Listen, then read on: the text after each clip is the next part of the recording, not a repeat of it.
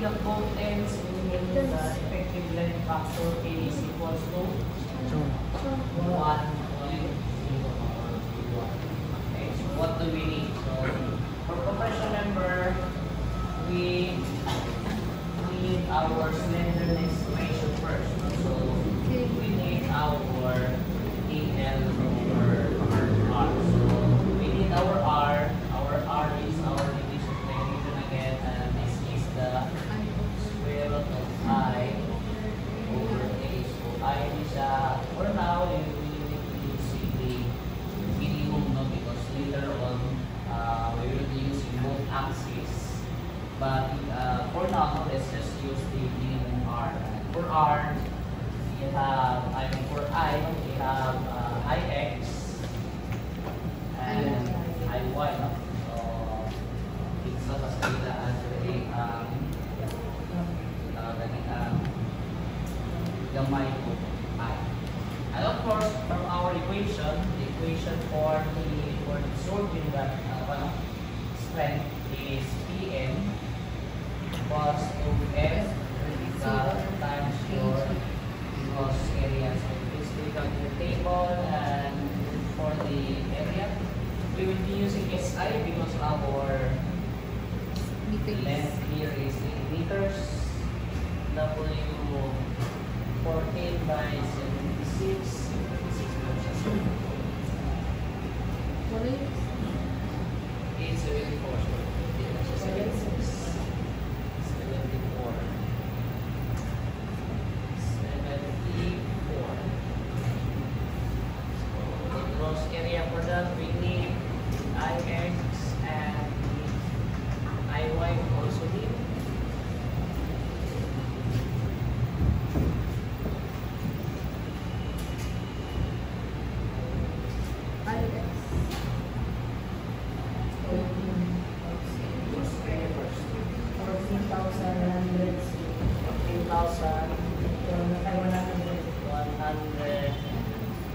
Square millimeter. IX is 331 only times 10 to the power of 6. to the power of 6 and m to the 4 IY. 558. Ilan? 55. 5.2 Pwede, lang. times 10 to the power. Times 10 to the 6. Okay, so mas gamay si IY, obviously. So, wala siya na. So, what ang to ng doing on. Okay. So, if this is your y-axis, and if this is your x-axis, so kung ato na siyang lumakot sa about sa x-axis, okay, so mas pusgan siya na because the web is here and we have flanges here. So kung pili nato na siya lumakot, okay, so dito na siya mag-twist, no? So mas lower yung capacity to resist the bending. So that's why mas gamay na siya o moment of inertia sa y-axis. Okay. So let's compute for our R. R, minimum man, no? So you can have RY as your minimum. What's that? 55.8 times 10 to the 6 divided by 14,100 m. RY is equals to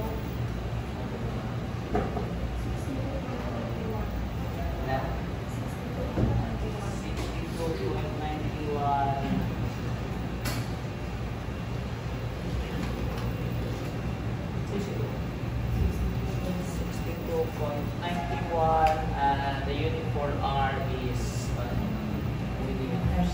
Okay, so we can now solve for our PL over R to determine if it passes the if it satisfies the condition na dapat less than or equal to 200. So we have 1 times L of 6,000. Consistent to unit for the Sana. Wages variation. Oh, kana na sa dakor na gamiton.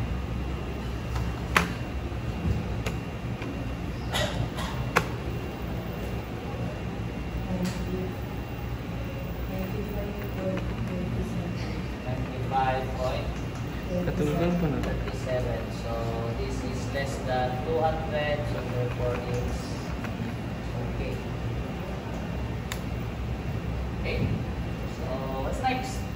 Since okay naman siya, so we can now proceed to the computation of our nominal strength. No? And then later on we will apply the reduction factors or safety factors so that we can determine the design strength or the allowable strength. So we need our FCR for that, no? Because EN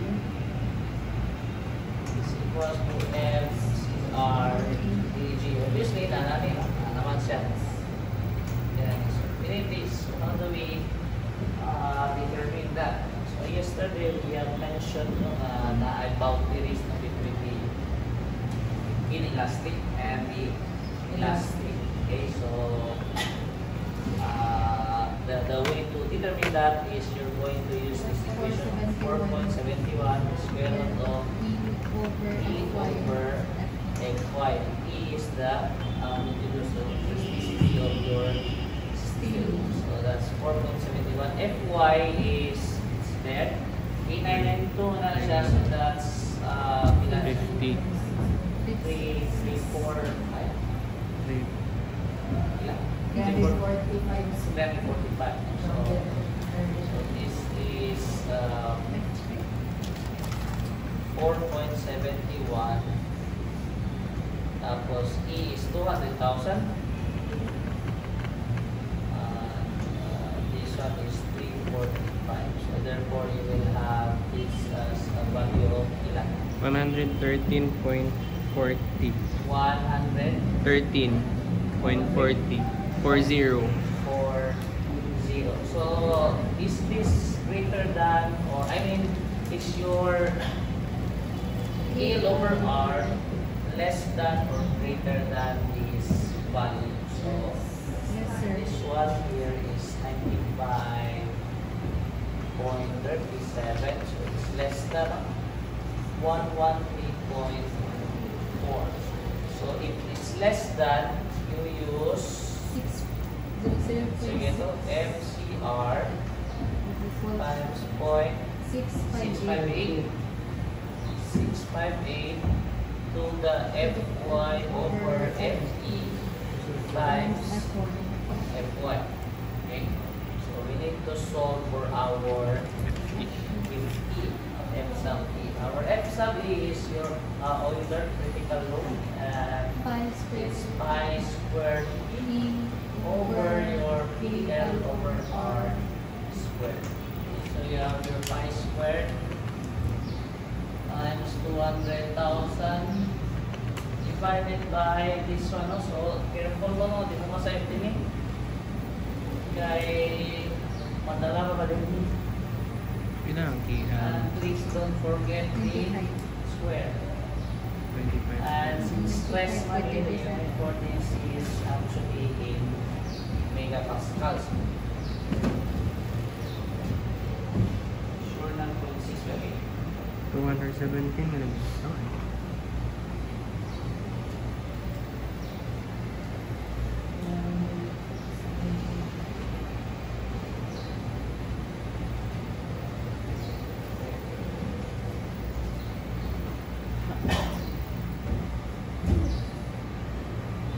Ilan? 217.02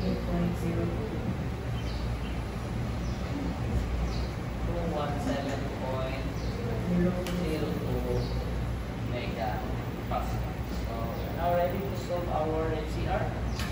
FCR is equals to 0.658. FCR is equals to 0.658 to the Fy of 345 divided by this one. So dapat ito mo sa unit. So and then multiply everything with your FY, which is 345. 40. So FCR is equals to 117.36 mega pascal. So therefore our nominal moment is 117.36 megapascal unit. So this is newtons per square millimeter multiplied by your gross area of 40,100. So divide na lang kayo 1,000 No. para may ikong PM. 1, 4, okay, no, na po. Madali na niya.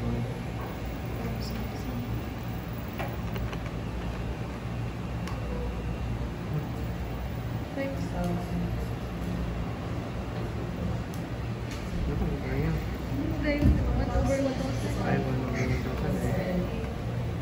117 or 117. Hindi pa na muro. Divide or? Wala, 165.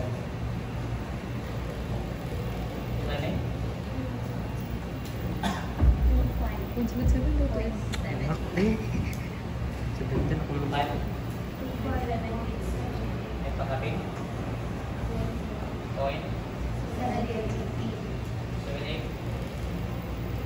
This one is in EM.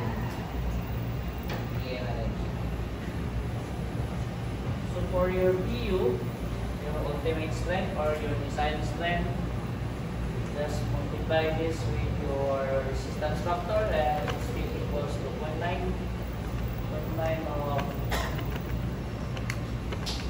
5.76. You have 2250.702. 50.70. 702. 702. Okay. It's EM, and then for your allowable, you multiply that with 0.6 or divide by 1.67. It's up to you. 15. To 500.76. Pila. 1,500.47. 1,500.47.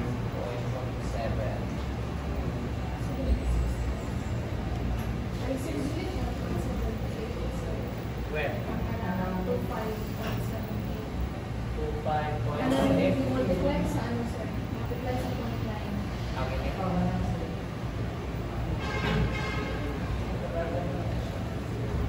Ay, sakto, sir.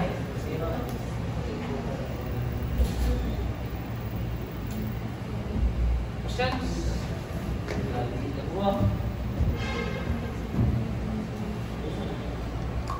Gamay yung solution ba? Pero first ko, mali na. Pero malahi na lang. Siguro na. Pwede na po yung pin.